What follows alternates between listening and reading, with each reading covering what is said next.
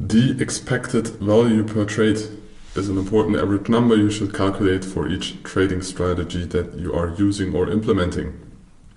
So it is the average result of a large number of completed trades. The key figure can be determined as most easily for a specific trading strategy. It can be also calculated for a whole portfolio of trading strategies, but it's going to be more complex. We will focus on the basics on here, calculating it for one trading strategy, as well as the percentage profit target and risk per trade. For example, if you have a hit rate of 30%, you have 0.5% of the total capital is risk per trade, which is still high, including broker fees, so you need to include that in there. Going to be a small part, but in the long run it's going to make a difference, so include the commissions in there.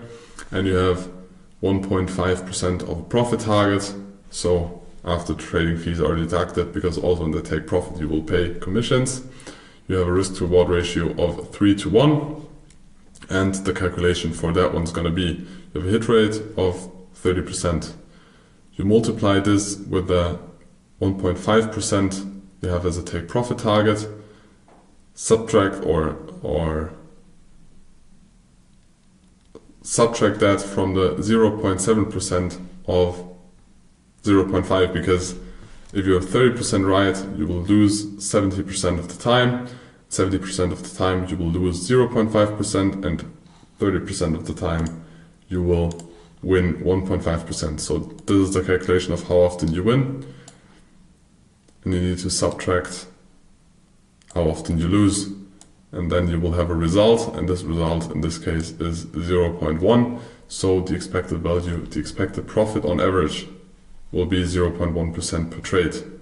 It's the average. Of course, most of the time you will win 1.5% or you will lose 0.5%, but this then is the average of that. So the statistical expected value per trade therefore is 0.1% on the capital that you risk.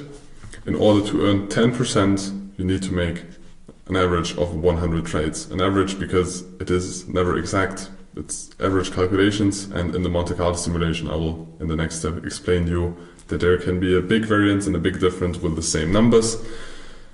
So, but to realize if you have those numbers, and those are good numbers, you need to make 100 trades that you will make a 10% gain.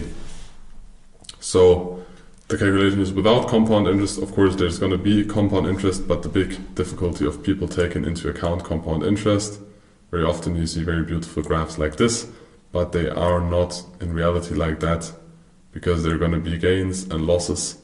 So the compound interest will be delayed because you have losses in there and you don't have the expected value, and you don't have those beautiful numbers on every trade, because it's just an average and a beautiful calculation, but in reality it very often looks different because of losing and winning streaks.